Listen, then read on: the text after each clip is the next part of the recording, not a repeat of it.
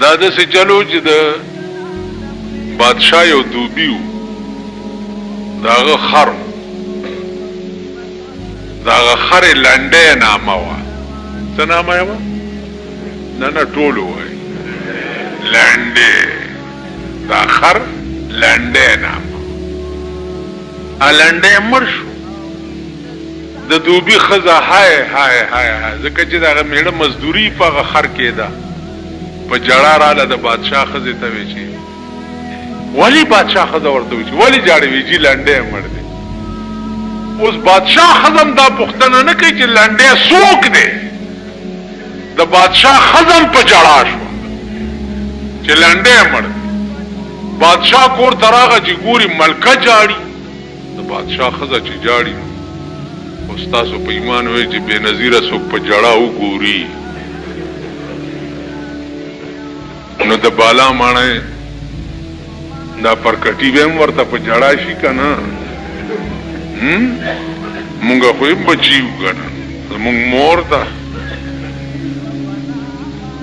ته پوه شوې که دا نه دا مور خو زمونږ مور ده که نه مبارک هم شه اوس چا په جړه وګوري بادشاه راغی چې ښځه یې جاړي ښځې څه چل دی لنډۍ مړ دی بادشاه هم په جړه شو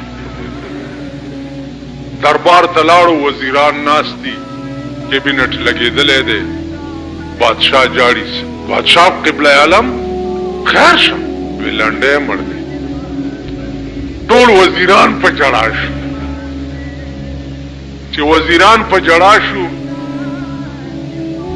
لنډۍ مړ دی یو وزیر پکې هوښیار غوندې و پوښتنه وکړه چې دا لنډۍ څوک دی د بادشاه د زوی لنډۍ نامه ده که څه بلا ده بادشاه نه یې پوښتنه وکړه چې صاحب دا لنډۍ څوک و وی خبر نه یم ښځې مې جړل چې لنډۍ مړ دی زم په جړا شوم بادشاه کور ته راغی ښځې ته یې وي چې ښځې دا لنډۍ څوک دی ټوله بادشاهي دې په جړا کړه بیړه دې غرقه شوه ویل زه څه خبره یم خو د دوبي ښځه راله چې لنډۍ مړ دی هغې جړل زم په جړا شوم د دوبي ښځه یې راوغوښته ویلې خونه دې ورانه شه دا لنډۍ څوک دی چې ټوله بادشاهي دې په جړا کړه وی لنډۍ زما د مېړه خر و نو وروره ګوادر چې دی هغه د دوبي خر دی پته یې نه لګي چې ګوادر دی څه شی خو ګوادر یې ورکړو هر یو سړي سهار اخبار اغستی او ګوادر یې ورکړو او ګوادر یې ورکړو او ګوادر په کوټه کې یو ټوکړه ځای به یې امریکې له یې ورکړو ستا ټول ملک یې امریکې ته حواله شوی دی خوار چې ته د ګوادر غم جاړې ستا ټول ملک د امریکې دی که نه دی ووایئ تاسو په ایمان ټول ملک دی د امریکې دی نو ګوادر یې که ورکړی پرون ستا په بډابیره کې بیس ورکړی او که نه ورکړی د بډابیرې بیس کې نن نه پورې آرمي والا مزې کوي لګیا دي که نه دي که ستا ایرفورس والا پکې مزې کوي که نه کوي ګوادر یې ورکو ګوادر یې ورکو په اخبارونو والا دي صاحبه د بني اسرائیلو عذاب دی سهار راپاسې داسې شی به پکې وګوري چې ټوله ورځ به خپل زخم څټي په خبره به پوهېږي نه ګوادر یې ورکو هر سړي ته چې ګورې صاحبه د 2 روپو اخبار به یې اغوستې و نه چکړې به یې داسې به روانې و داسې داسې به کېږي څه چلو شو ګوادر یې ورکو ګوادر یې ورکو ګوادر نه ستا مور هم ورکړې د امریکې ته ستا ښځه هم ورکړې د امریکې ته ستا لور هم ورکړې د امریکې ته ته د امریکې غلام یې ته د ګوادر غمونه جاري لګې ته به هله سیټ کېږې چې امریکې نه کټ آف شي او د غار حرا غوندې د اوربشو په ستوانو به وخت تېروم خو د امریکې غنم به نه خورم او امریکې سره به تعلق نه ساتم ایران په خپلو خپو خدای ودرولو چې امریکې سره کټ آف وکړو که نه ایران خو تباه نه شو ایران خو غرق نه شو هغه ایران چې نن ته په پاکستان کې ورته کافر وی پیزوانې اچولې و امریکې ته د هغې سفارتکار یې یرغمال کړي وو او امریکا غوندې اریانه کړې وه او علاج یې وله نه ورته. ته خو ټټوې د انګریزانو، ته خو پیټوې د انګریزانو، ته خو د انګریز تخم یې. نو عزیزانو عرض مې دا و چې په آرام کښېنئ، مه ختمونو پسې ډېر ګرځئ، مه په اللهم دا روژه نیسئ او ماتوئ یې. او دغه حافظان چې دي دغه هم ډېر پرېږدئ مه. خیال م راغی څه چل دی ختم نیولی دی. پرون مازدیګر یو راغلی ما ته تاسو چې لنډې تراویح کوئ؟ ما خو ختم نیولی. ما خاص څو سپارې دي ویل دیارلسمه م خلاصه کړه. اوس څوک دی خبر یې چې ګورم نو ښځه بیا ورسره بربنډه روانې سرې شونډې نری غاړه چې ګورم مال دیارلس سپارې مو ویلې مالخا هغه ښځو خبرې چې پکې دي هغه سپارو ته لا نه یې رسېدلی جوړې. په خدای باور وکړو چک پاسېدو منډه یې کړه. مال هغه سپارو ته لا نه یې رسېدلی ښځو خبرې چې پکې دي. تا ختم نیولې، تا په حافظ پسې دا قرآن اوري چې خدای وایي قرنا فی بیوتکن، ښځې دې په کور کې کښېني بار دې نه وځي. دا آیات واورې او په حافظ پسې یو ښځه دې بیا چې دی پردي سپي بویئ، ته په حافظانو پسې ختمونو باندې به ځان خلاصې. دا آیاتونه واورې چې ښځه به په کور کې په زوره زوره نه ګرځي چې د پڼو اواز هم پردی سړی وانه اوري. دا واورې او ښځه دې په شامي روډ باندې پردي سړي بویئ او ته په حافظ پسې مې ختم وکړو څه چې دې برې شو جنت ته لاړ. جنت ته لاړ نو د حافظ خدای غوا لنګه کړه ستا کور دغه پلار قرآن دی. تاسو خیال راغی عزیزانو قرآن دې دپاره نه دی دا مونږ چې ته څه شی جوړ کړی دی دې له نه دی.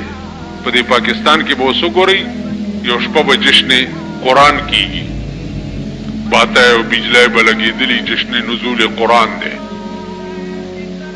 قرآن دې دپاره نه دی، قرآن قانون دی، آئین دی، دستور العمل دی. دغه ژبه ده د غوښې یو ټوکړه ده تا پورې م ده. دغه ژبه یو ټوکړه ده د غوښې غوی پورې م ده، میخې سنډا پورې م ده. څومره حیوانات چې تاسو والئ او وګورئ د هغې ټولو ژبې شته. هېڅ د روح مالک چې دی داسې نشته چې د هغه ژبه نشته، بلکې دا ماشي وګورئ دا واړه واړه هغې ژبه تا ته ښکاري م نه او ژبه یې ضرور شته، خبرې کوي.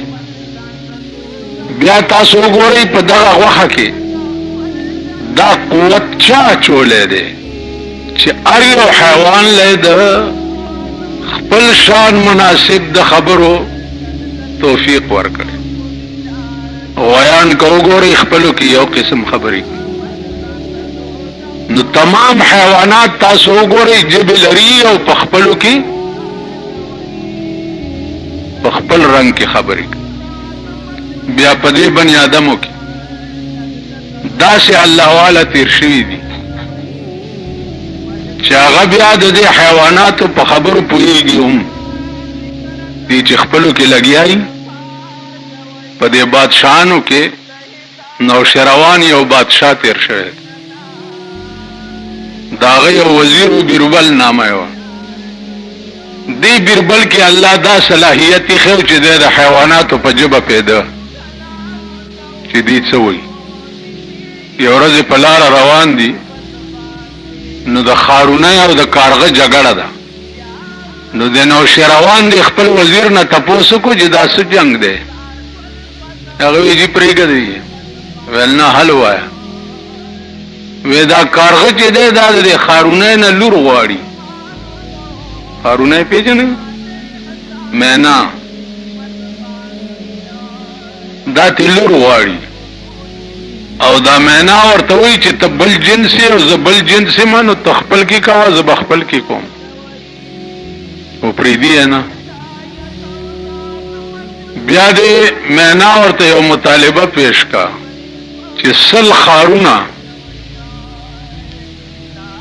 زما د دې لور په مهر کې وران شوي راکا نو بیا به لور درک. کارغه ورته څه وایي؟ کارغه ورته وایي چې دا یو څو ښارونه وران شوي والا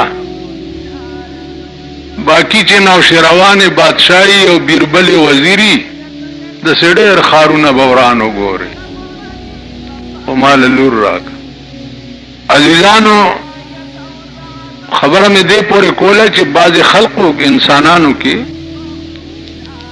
داسې خلق هم تیر شوي دي چې د دې بولی پوهېږي چې د دې خپلو کې څه وایي. نو دغه ژبه ده ستا په ژبه کې الله کوم صلاحیت ایښی دی. بیا تمام ذی روح اشیاء یا د دې نه غیر جمادات نباتات لوټه کانی غرونه ازمکه اسمان وغیرہ وغیرہ دا ټول په دې مکلف دي چې تاسو به زمانه سیوا د بل چا ذکر نه کوئ.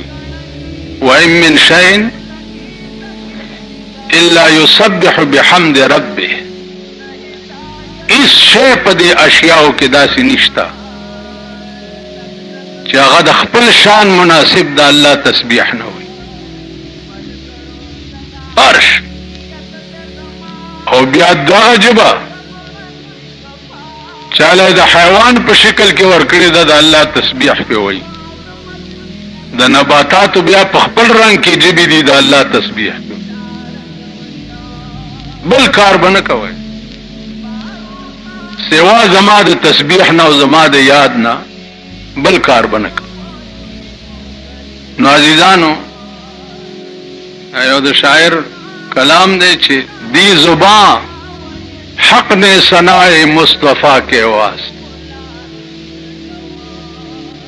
اور دل دیا حب حبیب کبریا کے واسطے. دا جبا اللہ پاک دے د پارا را کړی دا چې زما د محبوب صفت به پې کوي او زړه دې د پاره را کړی دی چې زما محبوب سره به پکې مینه کوي. منس چې کې سجدہ کرنا ہو تو یوں کر سر ہو سجدے میں جھکا که سجده دې کوله نو داسې سجده به کې چې تندې په ځمکه ولګې نو سر خدا کے واسطے اور دل مصطفیٰ کے واسطے. سر به خدای ته لګولې او زړه به جناب محمد رسول الله صلی الله علیه وسلم. نو زما عزیزانو عرض می داو چې دا الله هر کارکردګي ته چې ګوري عقل ورته حیران شي. اوس په دې تاسو پوهیږئ چې دا جبه ده دې کې دا د خبرو قوت چای خېده بیا دا आवाज دا زما چې تاسو اورئ دا आवाज دنه کومه پرځه کوي دا आवाज کم ځای نه راوځي تاسو خیال را نو د دې وجه نه د الله په هر شي کې سوچ کوئ فکر ورته کوئ هر شي کې چې ګورئ د الله د حسن مناظر به درته ملاوي. هر شي دا فروټ وګورئ دا مڼې دا امرود دا سیوان دا مالټې دا کیلې کم ځای نه راوباسي او په کم ځای کې زوړن کیو کم ځای کې قالب کیو. نو عزیزانو بل څه نشته کده صرف او صرف د خدای ذات او ستاله جبه خدای څه د پاره درکړی دا رسول الله صلی الله علیه وسلم نه تاسو شو چې بهتر مسلمان څوک دی خم مسلمان. قال رسول الله صلی اللہ علیہ وسلم المسلم من سلم المسلمون من لسانه ويده. مسلمان هغه سړی دی چې داغه د ژبې نه بل مسلمان ته ضرر نه رسی او داغه د لاس نه بل مسلمان ته ضرر نه رسی. خو مسلمان دا دی چې د ژبې او د لاس نه بل مسلمان ته ضرر نه رسی. نن تاسو وګورئ زمونږ د ژبې نه هم خلک په اور کې پراته دي او زمونږ د لاس نه هم خلق په اور کې پراته دي.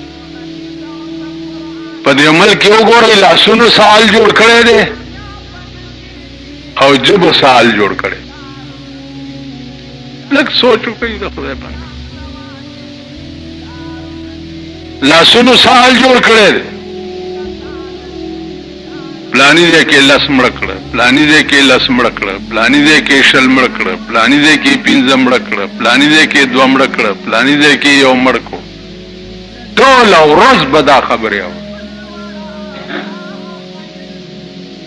ټول ورځ. اوس که تاسو خیال وکړئ دلته حدیث کې علما لیکي چې ژبه وړاندې ذکر کړه لاس رستو ذکر کړه، حالانکه ضرب چې دی دا د لاس زیات ته په نسبت د ژبې. حضرت علی رضی اللہ تعالی عنہ یو قول دی چې جراحات السنان لها التیام، جراحات السنان لها التیام ولا يلتام ما جرح اللسان. وای د غشي زخم چې دی د غشي هغه لپاره ملهم شته.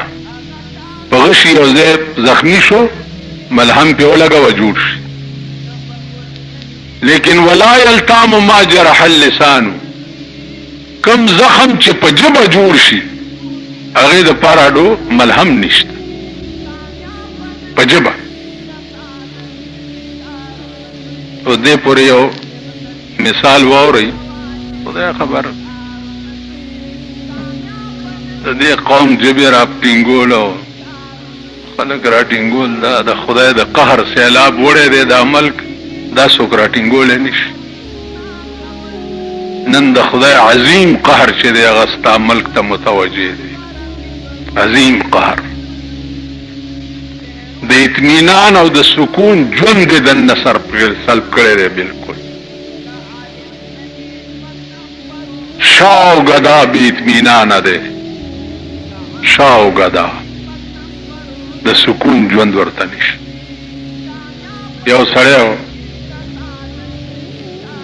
یو غرله وتلو هلته د چندړو غرو چندړو لختې بیا را پرې کولې بیا بیا خرڅولې. هغه غره کې یو بلا اوسېده، دې بلا سره د دې سړي یارانه شوه. بلا ورتل بیغم راځه او د غره کې لختې کوه بل څوک به نشي راتلی او بس او ما سره یو ساعت کې نه ګپ شپ به لګو. څه زمانه پس هغه سړی ناجوړه شو،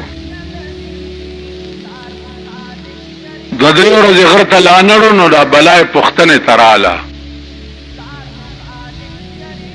چې پوښتنې ته راغله نو په کټ ور سره کېناسته، څنګه یې ښه جوړې. یو ساعت چې تیر شو نو دا سړی ورته وایي چې لږ رانه رستو شه تا نه ماله بوی راځي. هغې ویل ښه پس پاسېده لاړه. دا سړی چې جوړ شو او غره ته لاړو نو هغې بلا راونیو، ورته یې وایي چې جوړ شوې؟ ویل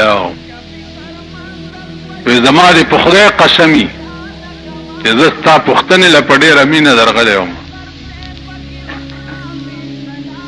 خو ستا د هغه اخواشه تا نه ماله بوی راځي. هغه زخم مې تر اوسه ته خو ناجوړه وې جوړ شوې، خو ستا د خبرې زخم زما په زړه کې به عمر له نه جوړي.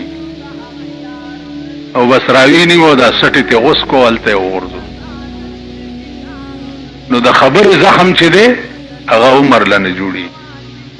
نو پیغمبر په حدیث کې جب اول ذکر کړی دا چې د جب زخم چې دی دا جوړیږي نه. دیو جنا عزیزانو جب ټیک کړي او لاسونه ټیک کړي. دغه جبه ده چې د رسول الله صلی الله علیه وسلم شفاعت بم درته نصیب کړي، د الله دیدار بم درته نصیب کړي، جنت بم درته نصیب کړي. او دغه جبه ده چې عمر لا او ابد الاباد د پاره به درته جهنم هم نصیب کړي. دغه جبه ده خو که خدای او خوځوله